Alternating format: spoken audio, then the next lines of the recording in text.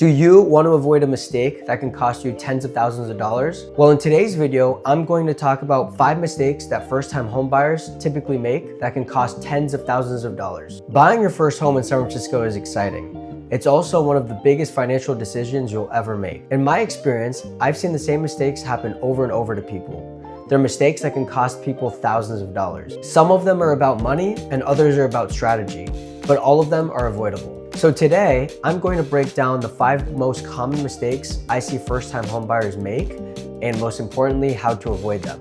Let's get into it. By the way, hi everyone, my name is Epstein. I'm a lifelong San Franciscan and realtor here in the area. If you're looking to purchase your first home, whether you're ready right away or in the near future, please feel free to reach out to me. I'd be more than happy to be a resource for you. My contact information can be found below. Mistake number 1, maxing out your budget and becoming house poor. This is very common and causes the most long-term pain. Here's what could happen.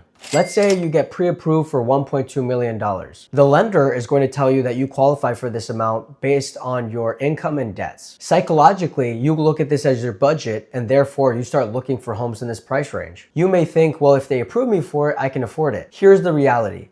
Lenders approve you based on your debt to income ratio, or DTI. What they're looking for are your numbers on paper, your income and your debts. They're not looking at your actual lifestyle and goals outside of home ownership. Many times, folks that max out what they're approved for become house poor. You might own a home, but you might not be able to afford to do anything else. You may not be able to travel, you may not be able to save, you might be even living paycheck to paycheck. All of this just to pay your housing bills. And if life happens, which it commonly does, like let's say you lose a job, a medical bill comes up, or you have a major repair on the home, you're in trouble. Now, I don't tell my clients what they should spend, but here's what I will tell you. Lenders typically qualify buyers to a debt to income ratio anywhere from 36 to 43%. Some programs even allow this ratio up to 45 or even 50%. Even though an institution would lend you money up to that ratio, you may want to think twice before you do that. Many suggest that your housing expense should be no more than 30% of your income. If you max out what you're approved for, you may end up house poor. Sure, you own a home, but you might not be able to do anything else. Forget about traveling or saving money.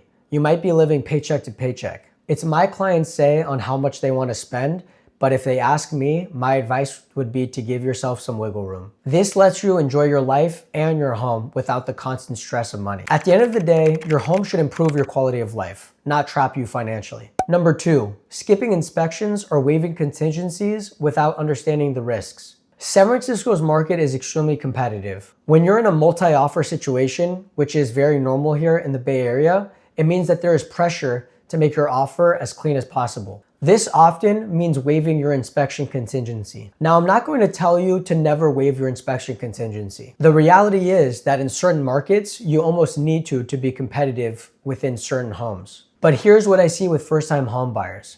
They waive contingencies without fully understanding what they're taking on. Now, let me be clear about what waiving the inspection contingency actually means. It doesn't mean that you can't do an inspection. It just means that you can't do an inspection and then back out of the deal without losing your EMD or earnest money deposit. Nevertheless, you can and usually should still hire an inspection. This means that whether the inspector finds a $30,000 foundation issue or a $15,000 electrical issue, you're on the hook for it. The seller isn't going to fix it and you can't renegotiate. You're fully committed and you're buying the property as is. To minimize the risk, you must do your homework first. If it were me, I would look closely at the disclosure packet and ask the right questions. You should also try to bring someone experienced to preview the property before making an offer. The ones that don't do this often end up stuck. They either have to back out and lose their deposit, or they stick through with it, but end up with a large bill that was unexpected. In essence, the proper way to avoid this mistake is to do your due diligence before making an offer. If you go in informed, waiving your inspection contingency can actually be a calculated risk. However, if you go in blind, it can literally be gambling with your money. Number 3,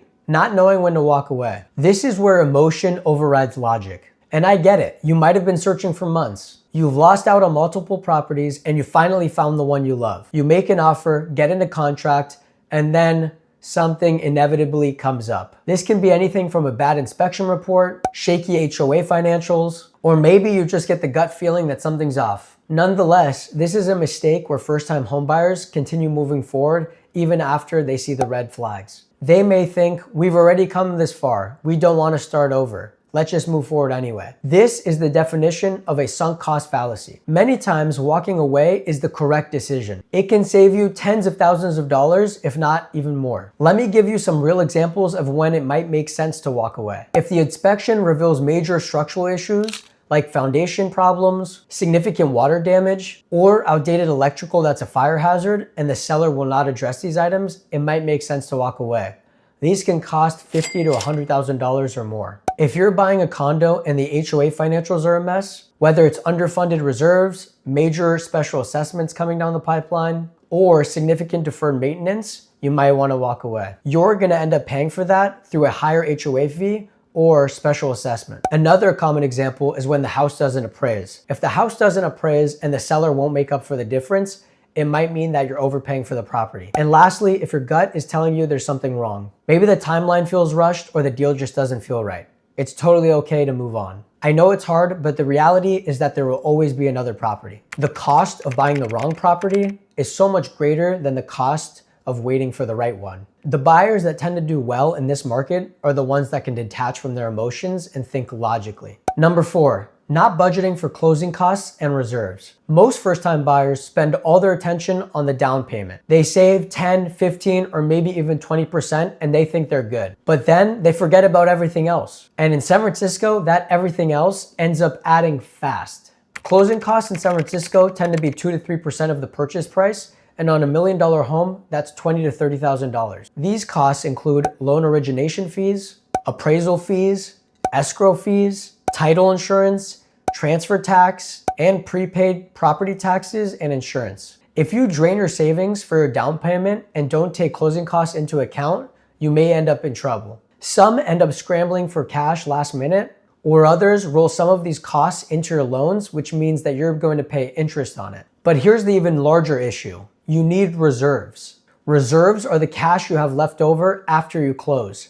Think of this as your emergency fund. This is a lifesaver. Think of when your water heater inevitably breaks 3 months after you move in. Some lenders even require you to have a certain amount of reserves depending on your loan type and down payment. The reality is that stuff happens and things break. So 6 months down the line, when something major breaks and you need to fix it, you'll be well equipped and don't have to worry about it.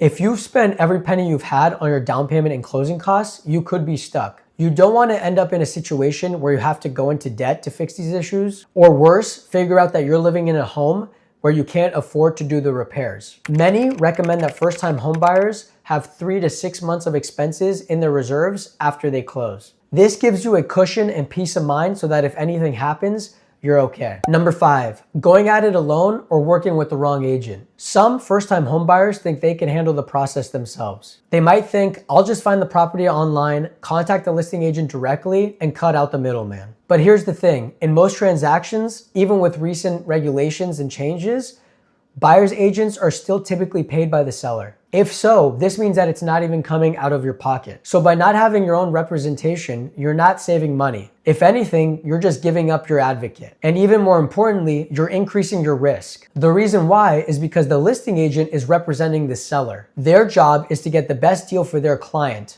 If you're unrepresented, you're negotiating against a professional without any protection. The other issue is when first-time homebuyers work with the wrong agent. Maybe it's a friend or family member who isn't really familiar with the market here in San Francisco. Maybe it's an agent who's unresponsive or doesn't know the local market. It could be someone who doesn't know how to structure a competitive offer or negotiate on behalf of yourself. It can cost you in overpaying, lost deals, missing red flags, or even poor negotiation strategy. San Francisco is not an easy market. The competition is intense and prices are very high. The paperwork and disclosures are complex, and there are neighborhood-specific nuances that matter. You need someone who understands the market, someone who can spot the problems before they become expensive. Many first-time homebuyers miss out on offers that they should have won. This happens because the agent doesn't know how to position their offer. Others overpay because they didn't know how to comp the property correctly. And lastly, buyers can get stuck in bad deals because their agent didn't catch the red flag. The value of a good agent isn't just finding properties, it's about strategy. It's in negotiation. It's knowing when to push and when to walk away. It's in protecting you from mistakes that can cost tens of thousands of dollars. So let's recap. The 5 mistakes first-time homebuyers typically make